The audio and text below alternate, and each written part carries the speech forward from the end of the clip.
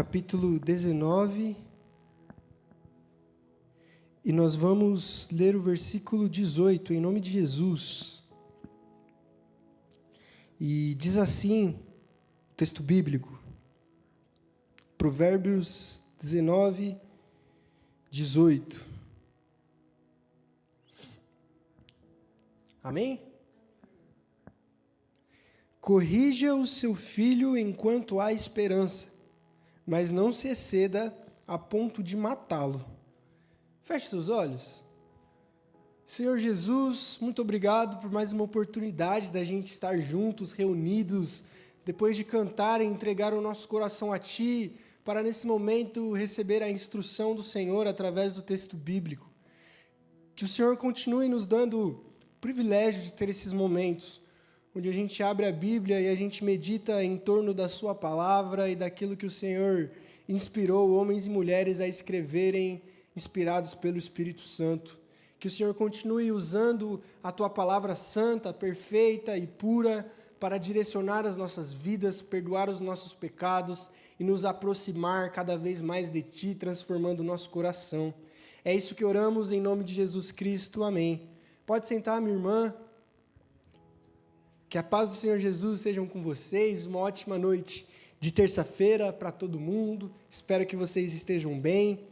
Hoje fez um pouquinho mais de calor, na minha humilde opinião, graças a Deus, porque esse frio já está acabando com as nossas estruturas. É garganta que vai embora, é gripe, é febre, é tanta coisa, mas graças a Deus, Deus tem nos sustentado com a saúde. Por isso, nós vamos esquecer de deixar de orar pelos nossos irmãos, nossas irmãs, para que Deus continue protegendo no meio de todos esses vírus, bactérias, friagem que está solto nesse tempo de mudança climática. Nós estamos caminhando nessa noite, na nossa série, no livro de Provérbios, onde a gente tem visto a sabedoria de Deus, os bons conselhos de Deus, para que a gente viva de maneira sábia. E o episódio de hoje a gente vai ver como título que corrigir é amar. E a gente vai ver como Deus, Ele nos ensina sobre a correção dos filhos, sobre a criação dos filhos, como criar filhos na presença do Senhor e como Ele direciona, como Ele ordena que isso seja feito. Por isso a gente vai explorar através desse texto como a sabedoria de Deus se manifesta no jeito que a gente cuida dos nossos filhos em tempos onde a disciplina muitas vezes é confundida com violência. A gente vive nesse tempo onde muitos pais terceirizam a educação dos filhos. Por exemplo, em vez do pai e da mãe educar o seu filho em casa, ele manda o filho para a escola e espera que a escola, que os professores, que o ambiente de escola eduque o filho. Ou muitos deixam o seu filho na igreja, no DJAP, no MCA, no KIDS, seja qual for a nomenclatura, para que na igreja os seus filhos sejam educados. Então, muitas vezes, nos tempos atuais, a gente vê uma fuga de responsabilidade, onde muitos pais terceirizam a formação espiritual, a formação de caráter dos seus filhos. E isso traz danos irreversíveis na vida de cada menino e de cada menina que vão crescer. Porque o papel do crescimento moral e espiritual não é da igreja, do MCA nos sábados, não é da escola de segunda a sexta, mas é principalmente quando o filho vive na sua casa. Quantas vezes não lidamos com o drama de filhos que apresentam muitos problemas familiares dentro de casa, na igreja? Onde na igreja eles veem o pai de uma forma, mas em casa o pai é de outro jeito. A maior causa de filhos crentes que se desviam são de pais e mães que não exerceram a formação espiritual correta durante o tempo certo. E um dado estatístico é que a maioria dos filhos de crente que às vezes acabam se desviando, muitas vezes são filhos de pastor. Quantos filmes, quantos livros, quantas histórias não ilustram filhos e filhas de pastores que tinham um pastor na igreja, mas em casa era alguém totalmente diferente. Quantas histórias não conhecemos de filhos e filhas de pastores que acabaram saindo da igreja, deixando a igreja. E a lógica que deveria ser de que a casa do pastor, que é a casa mais espiritual, mais bíblica, às vezes se torna um dos lares mais conturbados, onde a família não gosta de Deus, onde a família, quando escuta a palavra igreja, já sente frio na espinha e que muitas vezes tem traumas da própria igreja. Eu, conversando com alguns pastores, alguns amigos durante essa jornada, desde que eu quis entrar para o ministério, uma das coisas que mais me chocavam é a quantidade de mulheres de pastores frustradas e tristes com a vida. São pessoas que nunca conseguiram se desenvolver na vida por causa que o esposo é pastor. E muitas vezes essas mulheres carregam traumas, carregam tristezas profundas, carregam um coração dolorido de nunca poder ter estudado, nunca poder ter trabalhado, nunca poder ter se fixado.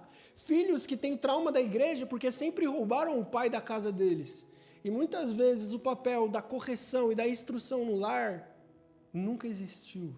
O que gerou famílias fragmentadas, filhos traumatizados e esposas traumatizadas para sempre. Eu tive contato com uma esposa de um pastor que até hoje está no ministério e ela compartilhou muitas das lutas de ser mulher de pastor com muita tristeza no coração. E diante de tudo isso eu ficava me perguntando, mas como pode? Era para ser o contrário. Era para os filhos dos pastores serem os mais centrados na palavra, era para a esposa do pastor ser a mais feliz na igreja, mas por que tem acontecido o contrário? E uma das respostas é que a formação espiritual e moral, muitas vezes a gente terceiriza. A gente coloca a formação para a igreja, para a escola, para o mundo, para a faculdade, mas menos para o dia a dia, dentro de casa, nas quatro paredes, que é onde Deus instrui que a gente forme os nossos filhos, o nosso marido, a nossa esposa, para ter o temor do Senhor. Por isso, Provérbios 19:18, ele nos chama a uma responsabilidade radical. O papel de corrigir os filhos é seu, que é pai e que é mãe. A gente vai, através desse texto, tentar enxergar como Deus está direcionando para que a gente corrija os nossos futuros filhos ou os filhos que nós já temos. E é óbvio que isso se aplica a todos os nossos contextos de relacionamentos interpessoais. Por isso, diante dessa era de crise familiar, onde o amor é confundido com permissividade, amar é deixar o filho fazer o que quer, amar é dar o que o filho quer quando ele chora. Quantas vezes você já não pode ter se inconformado junto comigo de um filho birrento chorando e fazendo escândalo e o pai e a mãe fazendo exatamente o que ele quer para passar logo a birra? E muitas vezes são essas pequenas concessões aonde o filho se torna o pai, aonde a filha se torna a mãe do lar, aonde aquele que era para ser ensinado passa a ensinar, aquele que deveria respeitar passa a ter que ser respeitado, o filho que é o menor hierárquico passa a ser o senhor da casa. Basta ele chorar que ele recebe o que quer, basta ele reclamar que ele ganha o que precisa. E nessa geração onde os pais têm medo de frustrar os filhos, onde os pais têm medo de que os filhos passem as más situações que eles passaram, muitos vivem em torno, acreditando de que a melhor forma de criar os filhos é dando tudo o que eles querem, é dando tudo o que eles precisam, é fazendo tudo o que eles gostam. É a chamada educação positiva, que de positivo não tem gerado nada na sociedade. Tem gerado famílias cansadas, lares desordenados, pessoas emocionalmente frágeis, espiritualmente desnutridas e pessoas cada vez mais confusas sobre quem são, o que é a vida, o que é a sexualidade, coisas que quem ensina biblicamente é o pai e a mãe. A educação dos filhos hoje em dia se tornou esse campo de batalha entre tendências pedagógicas. Quem está certo? Eu devo corrigir meu filho? Eu posso chegar a bater no meu filho? Ou isso é crime? Ou isso é errado? Psicologias secularizadas, ausentes de teologia bíblica, mostram que o caminho da família moderna está ruindo. Enquanto a gente espera muitas vezes que a escola molde os nossos filhos de maneira inteligente, de que as casas ou a igreja molde os nossos filhos espiritualmente, a verdade é que a maioria dos jovens tem estado cada vez mais distantes de Deus e do conhecimento. A minha mãe, ela é professora de educação infantil e ensino fundamental. E ela trabalha numa escola onde a mensalidade é muito cara. E sabe o que é engraçado? Nessa escola onde a mensalidade é muito cara, ela tem que muitas vezes dar muitas aulas de reforço aos alunos, porque eles não aprendem. Sabe qual é o resultado disso? O maior motivo é que os pais colocam os filhos na escola esperando que eles aprendam tudo sozinhos com os professores. E dentro de casa a rotina deles é trabalhar, chegar, alimentar o filho e dormir. Eles terceirizam a educação. Eles terceirizam o ensino das matérias. E o mais importante num lar não é só jogar um filho na escola esperando que ele adquira o conhecimento lá, mas é tudo que ele aprendeu na escola ser repetido dentro de casa. É os pais serem o centro da formação dos filhos, e não a escola, e não a igreja, porque hoje é um tempo onde Deus grita que a correção dos filhos, que a instrução dos filhos parte dentro de casa. Por isso, se você deseja ter filhos que cresçam espiritualmente, que sejam formados, entenda alguns movimentos que Deus tem para a sua vida e para a minha vida nessa noite. Em primeiro lugar, a gente vai ver o texto e o contexto, o que Salomão queria dizer com essa repreensão. Recapitulando, o versículo 18 diz assim: corrija seu filho enquanto há esperança, mas não a ponto de matá-lo. Em primeiro lugar, o contexto histórico disso mostra que na cultura israelita, a formação dos filhos era a responsabilidade dos pais. Tudo o que um filho fazia, o pai respondia por ele. Se o seu filho era mal educado, era um pai que era mal educado também. Se o seu filho não sabia agir, era o pai que era responsabilizado por isso. A formação moral, a formação de caráter dos filhos era uma responsabilidade do pai. E o pai que não treinava o seu filho, ele era punido, ele era afastado do grupo. Por isso, a ideia que Salomão está falando é que nós, enquanto homens e mulheres que terão ou que têm filhos, temos a responsabilidade de treinar as nossas crianças. Treinar os nossos adolescentes e jovens para uma vida que existe, para um mundo que é difícil, de acordo com a vontade de Deus. A ideia do texto é que muitas vezes, além disso, a disciplina que acontecia no tempo israelita envolvia correção física. O texto de Provérbios também mais para frente vai falar até de uma vara da correção, de algo que envolve também punição física. Então, muitos estudiosos interpretam que além desse não a ponto de matá-lo, se refere a que era comum no tempo israelita que filhos rebeldes apanhavam publicamente dos pais. E aí o que ele fala é, quando você for bater no seu filho publicamente, faça isso, mas cuidado para não matar ele. De tão dura que era a punição que era dada aos filhos. Além disso, outro aspecto que isso significa no texto é: corrija seu filho enquanto há esperança. Corrija seu filho enquanto ele é criança, porque se ele crescer sem ser corrigido, vai ser tarde demais. Por isso, enquanto seu filho é pequeno, enquanto seu filho é jovem, corrija ele, porque depois é tarde demais para falar alguma coisa.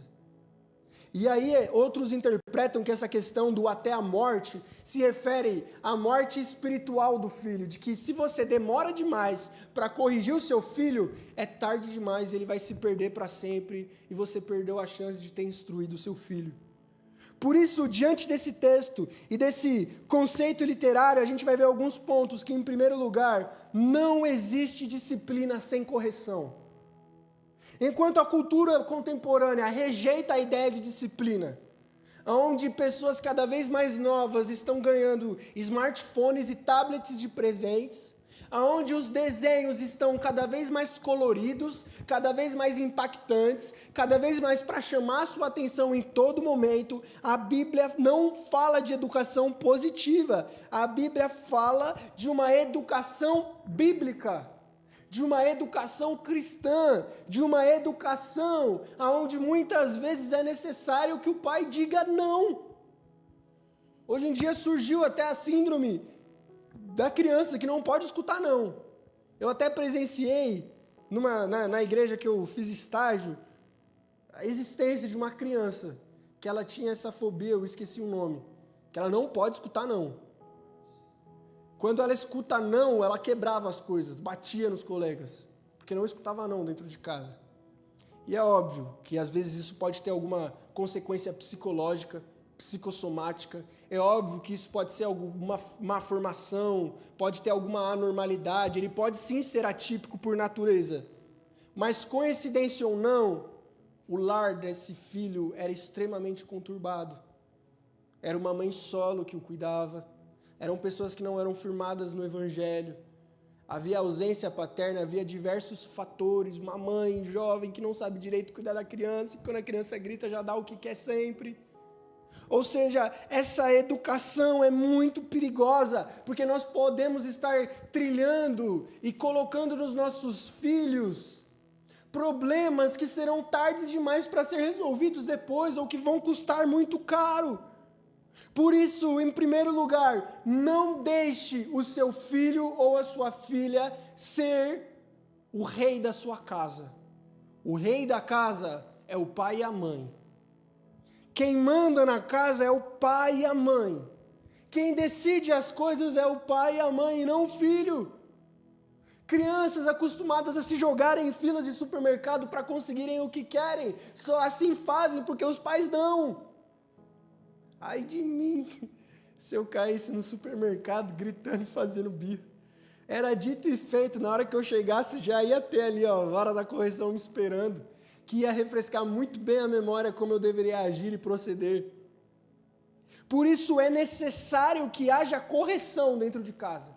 É necessário que você fale não para o seu filho. É necessário que você corrija o seu filho. Às vezes é necessário o seu filho apanhar. Às vezes é necessário você entender que se você se omitir de corrigir o seu filho, ele vai desenvolver problemas que vai te causar uma dor de cabeça muito pior no futuro. Por isso o texto diz, corrija enquanto há esperança, porque se você demorar muito, se você fizer o que ele quer, talvez não tenha mais jeito de mudar. Talvez a criança que tenha agora problema de escutar não, seja tarde demais para fazer alguma coisa. Agora o caminho é muito mais árduo de mudar algo. Por isso, enquanto há esperança, enquanto está no começo, crie os seus filhos da maneira certa. A cultura hoje em dia coloca que o indivíduo ele nasce emancipado. Cada criança, cada adolescente tem o direito de escolher o que quer. Inclusive, uma das grandes pautas é até adolescentes serem tão donos do próprio corpo que podem escolher cirurgias de mudança de gênero. A cultura atual demoniza qualquer autoridade, fala que é opressão. Fala que uma criança, fala que um adolescente menor de idade tem capacidade de escolher por si. Enquanto a Bíblia é totalmente o contrário. Por isso a Bíblia diz em Provérbios 13, 24, que quem se nega a disciplinar o seu filho não o ama. Ou Hebreus 12, 6, que a gente leu, que o Senhor corrija quem ama como um pai ao filho que quer bem. Ou Provérbios 3, 12, durante toda a Bíblia mostra que disciplinar é amar. Dar tudo o que o seu filho quer, você não está o amando. Você está sendo um escravo dele e você vai criar um monstro. Por isso, se você ama o seu filho, você o disciplina. Uma ilustração bíblica disso está em 1 Samuel 2, de um sacerdote chamado Eli, que tinha 2 filhos, Ofni e Finéias. Eli era um homem muito temente a Deus, mas ele não criou os seus filhos de maneira sábia. Ofni e Finéias, enquanto ficavam fazendo sacrifícios na tenda, também tinham relações sexuais com outras mulheres. Eles comiam as melhores partes do cordeiro e o que sobrava eles ofereciam a Deus. E Eli sabia de tudo isso, mas não falava nada, com medo de desagradar os filhos, com medo de deixar eles tristes, com medo deles não serem mais amigos. E o que acontece? Deus responsabiliza Eli. e destitui toda a casa de Eli do sacerdócio. Na guerra, os seus filhos morrem.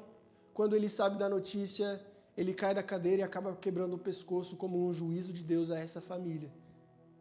O pai que não educa os seus filhos e omite a correção quando vê o erro, erra também. É como Ezequiel no capítulo 18, quando Deus diz: Ezequiel, você é o vigilante da cidade. Se eu disser que alguém vai vir, e você sabendo disso não avisar, a pessoa vai morrer, mas a culpa vai ser sua. Os pais têm a mesma responsabilidade pelas ações e pelo jeito dos filhos. Por isso, não deixe que seu filho tome atitudes sem que você o instrua. Não se omita, não tenha medo, não fique triste, não passe a mão na cabeça, mas entenda que Deus te deu uma responsabilidade de criar os seus filhos. E se você se omitir dessa responsabilidade, seja qual for a justificativa, Deus vai cobrar de você, como cobrou de Eli, como cobraria de Ezequiel e como cobrou do próprio Davi com os seus filhos Absalão e outros filhos. Uma das maiores causas do filho de Davi, Absalão, ter feito tudo o que fez, é porque ele presenciou o estupro do irmão com a irmã e viu Davi não fazer nada. A omissão de um pai sempre gera problemas familiares. Inclusive, quando Joabe mata Absalão e Davi fica sabendo da notícia, Davi chora. E quando Joabe vê Davi chorando, Joabe briga com Davi e fala: Davi, a gente conseguiu vencer uma guerra que todo mundo queria te matar, os seus soldados estavam arriscando a vida por você, e em vez de você comemorar com a gente, você está chorando, você está doido. Problemas familiares afetam as nossas vidas, não só na nossa família, mas quem nós somos. Os problemas familiares de Davi o afetaram até como rei, na autoestima que ele tinha, no jeito que ele governava. Por isso, tenha e entenda que a responsabilidade da criação dos filhos afeta a sua vida, e se Deus quiser, afetará a minha vida também. Por isso, entenda o que Deus quer para a gente nessa noite. A responsabilidade da instrução dos filhos é nossa, de homem e mulher, pais ou possíveis pais no futuro. Por isso, como está em Deuteronômio 6:7, Moisés, ele disse assim, inspirado por Deus aos israelitas: ensine com persistência a seus filhos. Converse sobre essas coisas, sobre a lei, quando estiver sentado em casa, quando estiver andando pelo caminho, ao deitar-se e ao levantar-se. Uma tradução coloca o verbo: inculque essas coisas nos seus filhos. A ideia é que a instrução, ela é diária. É no levantar, é no dormir, é no andar, é no comer, é no sentado, é no de pé. A responsabilidade dos pais é estar com os filhos, instruindo eles espiritualmente e moralmente todos os momentos e todos os dias. Por isso eu quero trazer algumas aplicações práticas para a gente nessa noite. Em primeiro lugar, não só fale sobre a oração com o seu filho, mas ore com ele todos os dias. Discipline com firmeza. Não deixe o amor deixar você mais frouxo. Esteja presente emocionalmente com os seus filhos. Não terceirize a educação.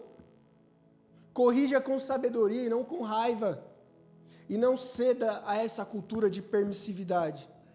Por isso, eu quero concluir nessa noite dizendo que toda a correção e a instrução aponta para Cristo. Deus, Ele é o Pai perfeito. Jesus foi aquele que não se omitiu e nem exagerou. Ele nos corrigiu, Ele nos guia e Ele nos exorta porque Ele nos ama como filho e filhas. A cruz, ela é a maior prova da correção de Deus para a humanidade. A cruz é a prova de que Deus não se omite e que Deus corrige a todos. A questão é que a correção que Deus devia dar para mim e para você, a punição que eu e você merecíamos por causa da nossa desobediência e rebeldia, a disciplina que Deus deveria ter dado para mim e para você, porque a gente é mal criado, porque a gente entende errado, porque a gente é ruim, foi direcionado para Jesus. Na cruz, Jesus assumiu toda a disciplina de Deus que era para mim. Na cruz, Cristo assumiu nele toda a punição de Deus. E embora em Provérbios 19:18 diz, corrija, mas não a ponto de matar, por nossa culpa, Deus teve que corrigir Cristo a ponto de matá-lo. Os nossos pecados, os nossos erros custou uma disciplina capaz de levar à morte. O pecado da humanidade, a fuga das nossas responsabilidades, a nossa cabeça dura, os nossos erros fizeram com que Deus disciplinasse Cristo até que Ele morresse. Por isso, em Jesus e na obra da cruz, nós recebemos a disciplina de Deus, porque Jesus trocou de lugar conosco e nos deu de graça a vida dele. Por isso, todos os pecados e toda a punição pelos pecados, aquela vara da correção de Provérbios que era para vir sobre mim e sobre você, foi sobre Jesus que foi açoitado no meu lugar. Foi sobre Cristo que recebeu vergonha no nosso lugar. Jesus, ele enfrentou toda a nossa punição e julgamento. Tudo isso para que a gente fosse e recebesse a vida que ele nos deu. Na obra da cruz, com Jesus recebendo a disciplina de Deus no nosso lugar, através disso, através de aceitar e viver em Cristo, nós somos disciplinados por Deus. Por isso, se você quer ser disciplinado, olhe para a cruz. Ali está a maior disciplina de todas. Ali está o juízo de Deus sobre mim e sobre você, direcionado a Jesus. Por isso, uma vez que estamos em Cristo, nós somos justos, santos e puros diante de Deus. Não porque nós somos bons, não porque fazemos certo, mas porque Cristo nos deu essa condição por graça. Por isso, uma vez que o sacrifício de Jesus tem poder na sua vida, deixe Ele transformar o seu coração. Deixe Jesus mudar as suas atitudes. Deixe Jesus direcionar a maneira que você cuida dos seus filhos, como Deus cuidou de Cristo e como Jesus cuidou de nós. Que o exemplo da cruz seja um exemplo de como você criará e cria os seus filhos. Por isso, concluindo alguns pontos práticos, primeiro, reavalie como você tem educado os seus filhos. Às vezes é muito comum que mães e pais entram no automatismo na criação. Eu já criei eles dessa forma há tantos anos. Foi assim que eu aprendi da minha mãe, foi assim que eu aprendi do meu avô, é assim que é na minha cultura. Mas quem disse que é assim que é certo? Muitas vezes, em muitos casos, pais e mães jogam nos filhos aquilo que eles receberam dos pais. O meu pai foi muito duro comigo, então eu vou ser duro demais com o meu filho. Ou muitas vezes acontece o oposto, como o meu pai foi muito duro comigo, eu vou ser mole demais com o meu filho. Por isso, reavalie como você tem educado os seus filhos. Não deixe que a cultura seja o parâmetro. Não deixe que a maneira que você foi criado ou criada seja o parâmetro. Mas deixe que a Bíblia seja o único e suficiente parâmetro de como você educa os seus filhos. Segundo lugar, você é o responsável pela instrução e pelo jeito dos seus filhos. A responsabilidade do lar é sua. Terceiro lugar, ensina, corrige e ame. Não se omita como Cristo não omitiu, mas que o padrão de Cristo esteja no seu jeito. Quarto lugar, lembre-se, o tempo da esperança passa. O tempo voa, os filhos crescem muito rápido, as crianças se tornam adultas muito rápido. Se tem um tempo para você educar o seu filho, esse tempo é hoje. Não espere amanhã, porque a esperança acaba. Como diz o provérbio, corrija enquanto há esperança, porque uma hora essa esperança cessa. Em último lugar, viva o evangelho em casa. Disciplina sem evangelho é legalismo. E evangelho sem disciplina é ser frouxo. Que tudo aquilo que a gente vive em igreja, vive em cristianismo, a gente possa viver nos nossos lares, sem hipocrisia, sem excesso e sem falta, mas sabendo da responsabilidade que Deus deu a nós. E sabendo que quanto mais perto estaremos de Jesus, mais perto estarmos de Jesus, mais parecido com Ele nós seremos. Fica de pé em nome do Senhor Jesus. Eu quero concluir dizendo que a base da educação familiar e dos filhos não está no conhecimento que você tem. Está na fé que você vai ter em Deus e que Deus estará presente no seu lar. Muitas vezes a gente romantiza alguns comportamentos que, pasmem, não são bíblicos. Os comportamentos daquele pai que mal para em casa, mas trabalha para dar o bom e melhor do filho. Quem disse que isso é bíblico? Talvez por trás desse romantismo todo, do pai que se mata para dar o melhor para o filho, esteja um pai que não confia o suficiente em Deus, e por isso ele tem que fazer 3, 4, 5 vezes mais pela força do próprio braço. Talvez por trás das pessoas que estudam e pensam que é através do conhecimento, da experiência, do jeito, do ouvir, do aconselhar que a criação dos filhos vai ser boa ou ruim, está um coração que não tem fé em Deus. Por isso, tudo isso é importante, sim, mas o mais importante, e o primeiro passo de tudo, é tenha fé em Jesus. Confie que Deus está sendo o Senhor do seu lar. Confie que a sua família está nas mãos de Deus.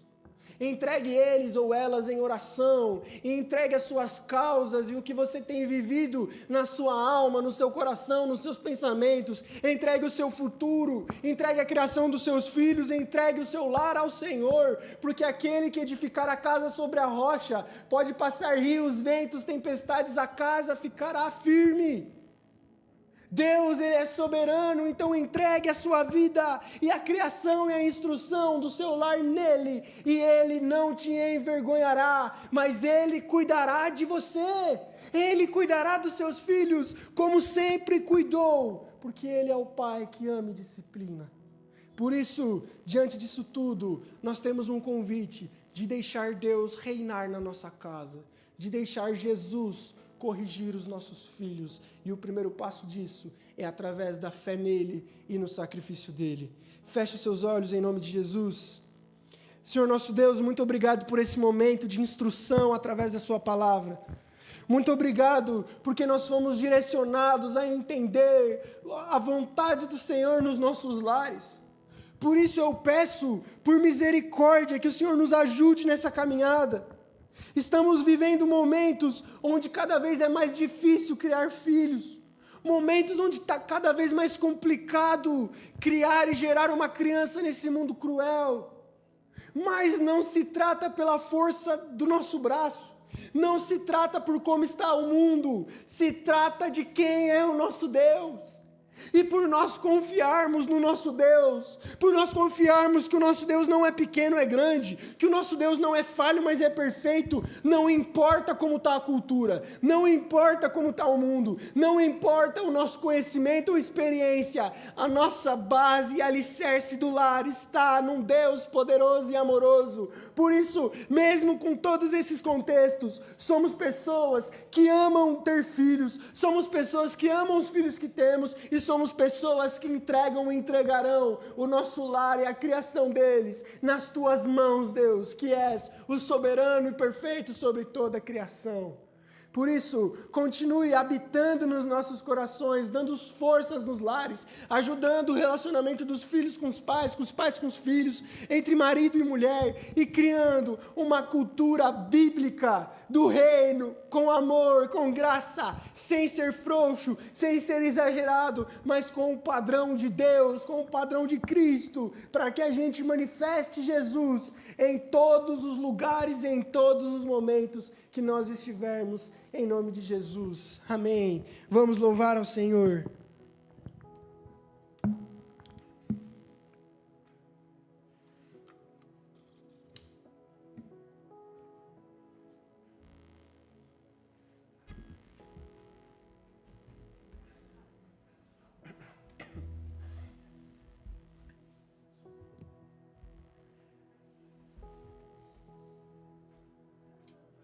Glória a Deus, esse último louvor que nós vamos cantar é um louvor que declara que Deus, Ele é o Rei do nosso coração. Ele é o Senhor sobre a nossa vida. E essa talvez simples e direta verdade enche o meu coração de alegria, porque eu sei que a minha vida ela não está abandonada. A minha vida ela não é fruto do acaso. A minha vida não é nem consequência das minhas atitudes somente, mas ela está sendo